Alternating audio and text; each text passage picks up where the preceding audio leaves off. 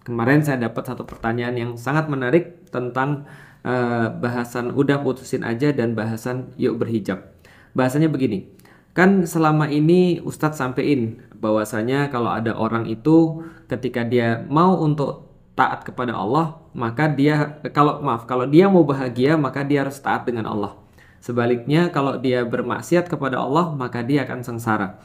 Maka di ngaji itu seringkali ada tagline, taat, bahagia, maksiat, sengsara. Itu tagline-nya. Nah, juga Ustadz pernah bilang misalnya dalam buku Udah Putusin Aja, misalnya saya juga nulis di sini bahwa kalau kita itu mau pernikahan kita senang, pernikahan kita bahagia, maka kita harus cari cowok yang tepat dan jangan sampai kita nyari cowok yang dia sama Allah aja nggak mau taat, apalagi sama kita. Yang dia itu ketika dia sebelum nikah itu sudah banyak berbuat maksiat yang nanti akan menyengsarakan kita. Karena salah menikah itu lebih parah daripada nggak nikah-nikah. Saya sering bilang begitu. Nah, lalu bagaimana penerapannya dalam kehidupan sehari-hari? Karena banyak yang nanya, Ustadz, saya punya temen nih. Saya punya temen, dia pacaran. Tapi dia happy-happy aja tuh. Eh, apa namanya, duitnya banyak, lalu kemudian anaknya banyak, lalu kemudian dia seolah-olah nggak punya masalah. Ada lagi yang bilang, itu artis-artis gimana? Yang dia pacaran, yang dia nunjukin kemaksiatan. Eh, ketika pacaran, pacarnya berlebih, kacau balau. Terus setelah dia nikah, ternyata happy-happy aja tuh Ustadz. Dia punya mobil banyak, dia punya rumah luas, dia pergi ke luar negeri terus, dia punya anak-anak dan segala macamnya. Pokoknya hidupnya tuh happy. Berarti orang pacaran bisa dong mendapatkan kebahagiaan. Nah, kita coba akan bahas melalui dua hal. Pertama, teman-teman sekalian, ada satu salah pikir lagi. Ini perlu saya jelaskan juga karena ini penting banget kalau kita membahas tentang apa ya, kemaksiatan-kemaksiatan atau kita membahas tentang hal-hal buruk yang kita lakukan. Karena banyak amal-amal atau hal-hal buruk yang kita lakukan itu sangat berhubungan dengan asalnya, akarnya, yaitu adalah pola pikir yang salah. Nah, pola pikir yang sering kali salah pada kaum muslimin adalah ketika kaum muslimin merasa bahwasanya yang namanya kebaikan itu senantiasa dikaitkan dengan materi. Nah, jadi dengan materi, dengan uang, dengan popularitas, dengan apalagi dengan banyaknya anak, dengan ya semuanya lah. Pokoknya ukurannya adalah ukuran materi, ukuran fisik. Nah, jadi banyak orang yang mengaitkan seperti itu. Dan sebaliknya, orang-orang itu salah pikirnya mengaitkan bahwasanya segala sesuatu yang bersifat tidak materi atau sesuatu yang bersifat kontra materi itu dikaitkan dengan azab, dikaitkan dengan Allah itu nggak suka. Allah itu kayak mengazab. Allah itu kayak menghukum. Nah, kira-kira seperti itu. Jadi ini adalah cara pandang yang salah. Pertama saya mau bahas tentang ini dulu. Tentang apa standar keberhasilan. Kalau standar keberhasilan itu kita standarkan dengan materi, maka ini akan membawa pola pikir seperti ini akan membawa pada amal-amal yang nantinya akan salah. Karena kita nanti akan melihat bahwasanya orang-orang yang punya dunia, orang-orang yang mereka itu mudah dalam urusan dunia, mereka adalah orang sukses. Mereka berarti diridhoi Allah.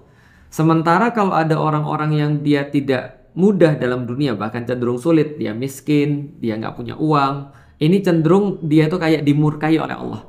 Makanya kan kadang-kadang kalau ada orang, ada temen ngomong sama temennya yang lain, gue ini nih dompet gue hilang. Terus ada orang lain, mungkin lu kurang amal kali. Nah, itu seolah-olah mengaitkan dompet hilang dengan orang itu kurang amal, kurang berbuat kebaikan. Jadi seolah-olah Allah murka ketika dompet dia hilang. Atau ketika ada orang miskin, dia bilang, wah doa ini berarti doanya nggak diterima. Atau misalnya ketika ada orang sedekah, dia nggak tambah kaya, dibilang sedekahnya nggak diterima. Ketika dia tambah kaya setelah sedekah, oh berarti ini sedekahnya diterima, buktinya dilipat gandakan. Nggak selalu seperti itu teman-teman sekalian. Jadi hal pertama salah pikir yang perlu kita jelaskan adalah tidak selalu ketika kita berbicara tentang masalah materi, maka materi itu tidak selalu menjadi standar, tidak selalu menjadi sebuah tanda bahwasanya Allah itu ridho. Karena kalau seandainya materi kita jadikan standar pada keridhaan Allah atau pada seseorang itu mendapatkan kebaikan, maka Rasulullah Muhammad itu gagal. Gitu ya. Padahal tidak mungkin Rasulullah Muhammad itu gagal.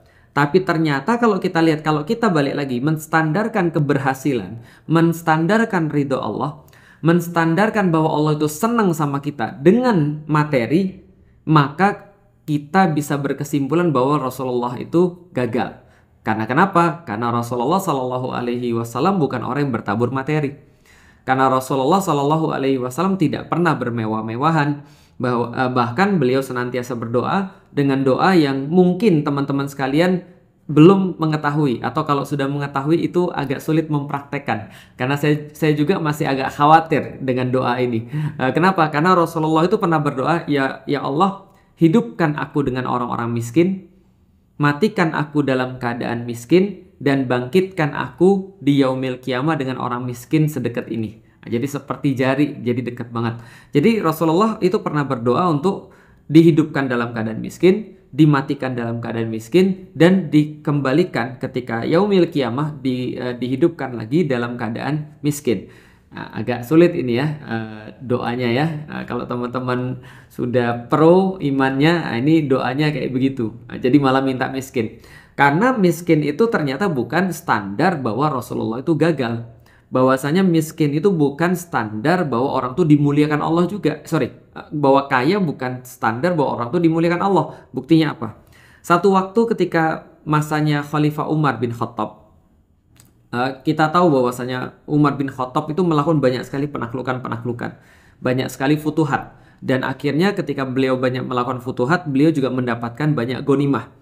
Maka pada saat itu Muawiyah, gubernur Syam, itu membawakan kepada beliau ghanimah-ghanimah. Amr bin As, gubernur Mesir, itu membawakan juga pada beliau ghanimah-ghanimah. Sehingga ditumpuklah emas-emas yang sangat banyak sekali, lantakan-lantakan emas itu ditumpukkan di depan Umar bin Khattab. Lalu kemudian mutiara-mutiara dan batu-batu permata serta batu-batu berharga semuanya ditumpukkan, perak segala macam, termasuk gajah-gajah yang nggak pernah dilihat oleh orang-orang Arab pada saat itu. Semua ghanimah-ghanimah itu ditampakkan di depan Umar bin Khattab. Lalu kemudian Muawiyah dan Amr bin As itu berkata kepada Khalifah Umar, "Wahai Khalifah, selamat, karena Allah telah membukakan kepada engkau hal-hal yang tidak pernah dibukakan sebelumnya." Jadi pengen muji lah, wah ini Khalifah kamu keren banget nih, sekarang ini dibukakan kepada kamu nih harta-harta banyak, lalu kemudian ghanimah-ghanimah yang tidak pernah dibukakan pada orang-orang sebelum engkau. Ini kebaikan-kebaikan yang sangat besar, ini mereka katakan. Maka pada saat itu ketika melihat lantakan emas, melihat tumpukan emas itu yang banyaknya minta ampun, ya wajar aja. Bayangin aja, Persia ngumpulin harta benda dunia itu selama 1200 tahun. Ketika Islam menutup peradaban Persia, maka seluruh ghanimah itu, harta-harta Persia yang dikumpulkan itu semua di depan matanya Umar bin Khattab. Bayangin aja, Mesir juga sama, semua di depan Umar bin Khattab. Lalu kemudian ketika Umar melihat itu, Umar menangis. Umar menangis dengan kata-kata tadi, bahwasanya kebaikan dibuka kepada engkau sebelumnya tidak ada dibuka kepada mereka. Ini kebaikan yang dibuka kepada engkau. Umar menangis. Kenapa? Lalu kemudian dia berkata pada Muawiyah dan Amr bin As. Dia bilang begini, dusta kamu bohong. Kenapa? Karena Umar bin Khattab berkata, kamu dusta. Karena kalau harta benda ini, seluruh emas, perak, dan perbendaharaan semuanya itu, kalau ini adalah sesuatu yang baik, sesuatu yang bagus, maka harusnya ini diberikan oleh Allah kepada dua orang sebelum saya. Yang dua orang sebelum saya ini sudah jelas sekali tanpa ada perdebatan orang yang lebih baik daripada saya. Kalau harta ini adalah sesuatu yang baik, maka itu sudah diberikan pada dua orang sebelum saya. Siapa? Abu Bakar As-Siddiq dan Rasulullah Muhammad Sallallahu Alaihi Wasallam. Ternyata Abu Bakar dan Rasulullah tidak dibukakan harta-harta sebanyak itu. Bahkan Abu Bakar yang sangat kaya pun dia menggunakan seluruh hartanya untuk kemaslahatan agama, sampai kemudian tidak menyisakan apapun buat keluarganya, kecuali ketika ditanya, apa kamu sisakan bagi keluargamu? Allah dan Rasul. Artinya Abu Bakar juga tidak bergelimang harta. Hartanya banyak tapi dia tidak bergelimang harta. Dia punya harta yang banyak tapi dia senantiasa menggunakan itu di jalan agama. Artinya kalau seandainya harta itu dijadikan sebagai standar, bahwasanya orang itu berhasil atau tidak berhasil, bahwasanya orang itu diridhoi oleh Allah atau tidak diridhoi oleh Allah, bahwasanya orang itu dimuliakan atau tidak dimuliakan, maka Rasulullah Shallallahu Alaihi Wasallam itu termasuk yang gagal, termasuk yang tidak diridhoi dong, atau tidak dimuliakan Allah dong. Ternyata kan tidak. Maka ini tercermin daripada ucapannya Umar bin Khattab. Kalau seandainya ini adalah perkara yang baik, maka harusnya dikasih kepada dua orang sebelum saya. Yang jelas mereka kebaikannya melebihi saya. Yaitu adalah Abu Bakar As-Siddiq dan Rasulullah Muhammad Sallallahu Alaihi Wasallam. Nah, maka artinya kita harus tahu bahwa tidak berkorelasi antara orang itu kaya dengan ridho Allah atau orang itu miskin dengan Allah itu murka. Nggak ada. Karena kadang-kadang ketika Allah memuliakan seorang hamba, Allah memuliakannya dengan kemiskinan. Kadang-kadang Allah menghinakan seorang hamba, Allah menghinakannya dengan kekayaannya. Jadi contoh misalnya Fir'aun itu kaya dan Allah menghinakan dia karena kekayaannya. Korun dan juga sama, Haman itu juga sama. Mereka semua memiliki dunia dan mereka dihinakan karena kekayaannya. Karena kekayaannya itu menyesatkan mereka dan menghalangi mereka daripada taat kepada Allah. Kalau kita berbicara kafir Quraisy juga sama. Ketika kita berbicara tentang Abu Lahab, gitu kan ya, kita berbicara tentang misalnya Abu Lahab lalu Abu Jahal misalnya, mereka adalah orang-orang terpandang. Al-Akhnas bin Syarik, lalu kemudian kita berbicara tentang Walid bin Mughirah misalnya, semuanya adalah orang-orang kayanya ya kaya nggak masuk akal, kaya nggak ngotak gitu maksudnya. Tapi mereka tidak dijadikan mulia karena kekayaannya itu, tapi mereka justru terhina karena kekayaannya, karena mereka tertipu dengan dunia, karena mereka merasa bahwasanya mereka itu mulia karena nasabnya, mereka mulia karena hartanya, mereka mulia karena ya ini privilege yang mereka punya sebagai orang kafir Quraisy. Nah, ternyata Allah memuliakan Bilal walaupun Bilal nggak punya harta, walaupun Bilal seorang budak. Allah memuliakan Rasulullah Muhammad Sallallahu Alaihi Wasallam walaupun ternyata Rasulullah juga tidak punya harta sebanyak Walid bin Mughirah misalnya. Nah, artinya kita harus tahu yang pertama bahwa kita tidak bisa mengatakan loh kok dia maksiat tapi dia ternyata hidupnya sukses. Sukses di dunia atau sukses dalam pandangan manusia belum tentu ridho Allah. Belum tentu Allah itu senang. Itu yang pertama teman-teman sekalian. Bahwasanya kalau kita bicara tentang kesuksesan, kita bicara tentang ada orang yang nggak kerudungan tapi ternyata hidupnya masih happy. Dia pacaran tapi setelah dia menikah ternyata dia hidupnya baik-baik saja menurut kita. Gitu kan ya. Bahwasanya dia bermaksiat kepada Allah, bandar judi, tapi ternyata dia justru punya anak banyak. Dia justru kemudian bisa pergi ke luar negeri, padahal dia maksiat. Dia koruptor tapi ternyata hidupnya masih bahagia. Dia suka nipu tapi hidupnya ternyata hebat, sukses dan segala macam. Nggak bisa begitu, karena kesuksesan dunia itu tidak menandakan keridhaan Allah atau tidak menandakan kemurkaan Allah.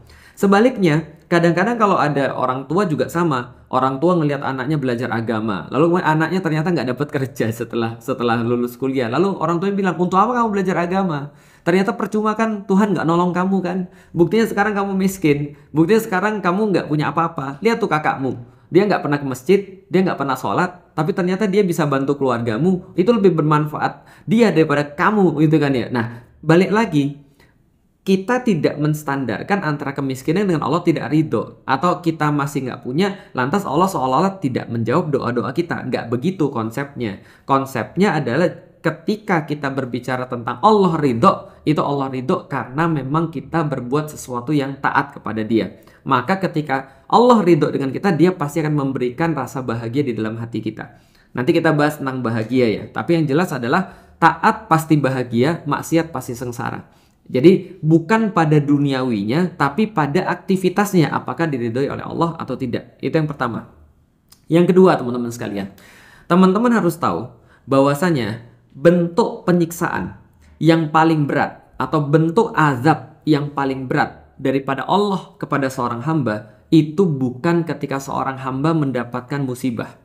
Bukan ketika seorang hamba ditegur dengan hukuman daripada Allah.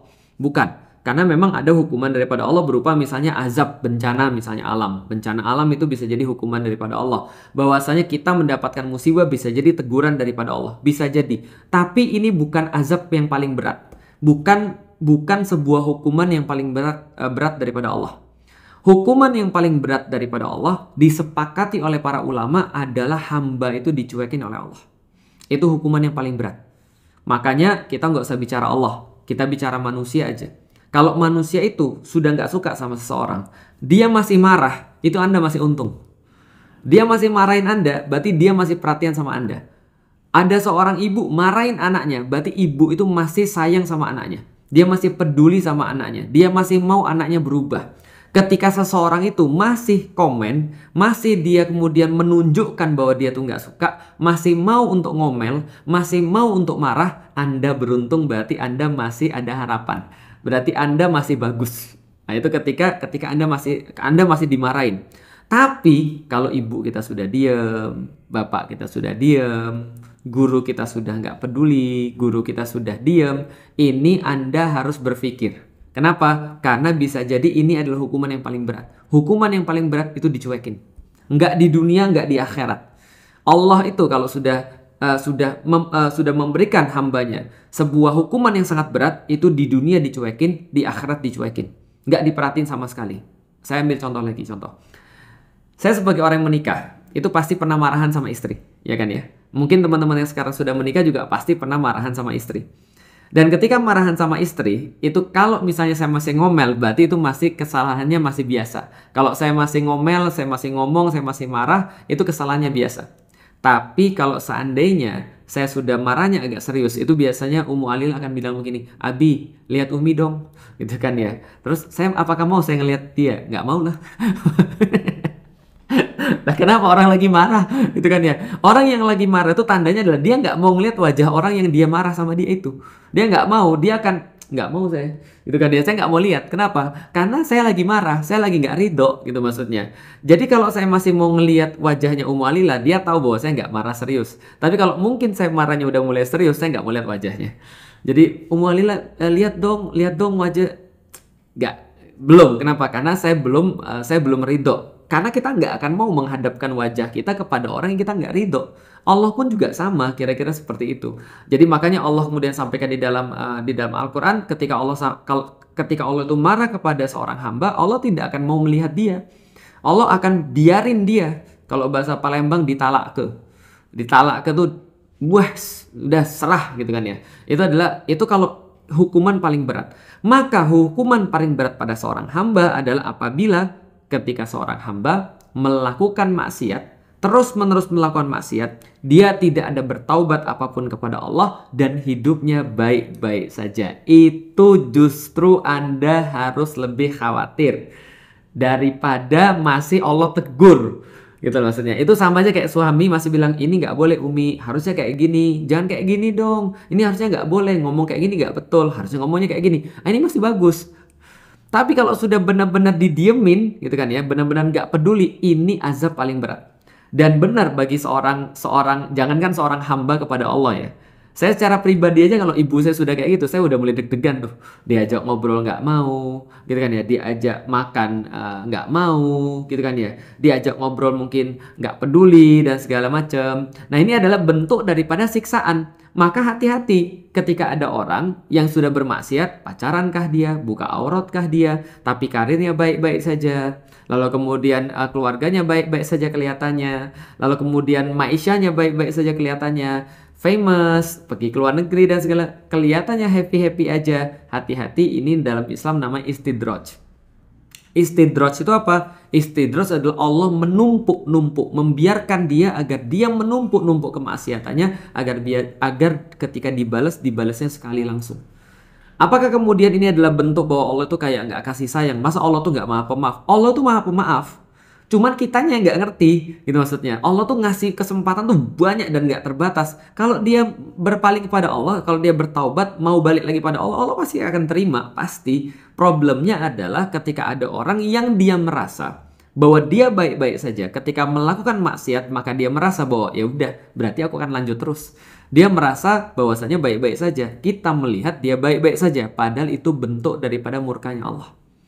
Itu bentuk daripada istidraj. Itu bentuk daripada sebuah hal yang tidak Allah ridhoi. Maka di dalam buku ini kita juga kasih tahu bahwasanya kalau seandainya ada orang misalnya baik-baik saja ketika berpacaran, nah ini dalam buku ini teman-teman bisa baca nih. Kalau orang membuka aurat merasa baik-baik saja, nah ini teman-teman harus tahu nih. Kenapa bisa begitu? Bisa jadi Allah tidak ridho bahwasanya mereka itu dibiarkan melakukan dosa. Saya nggak ada masalah kok pacaran tuh demi kebaikan. Apa yang saya salah? Saya tetap berhaji, bahkan saya ajak saya ajak calon saya umroh, gitu kan ya. Kita di sana sama-sama untuk mencoba meraih ridho Allah, gitu kan ya. Bertaaruf secara syariah, satu hotel, gitu kan ya.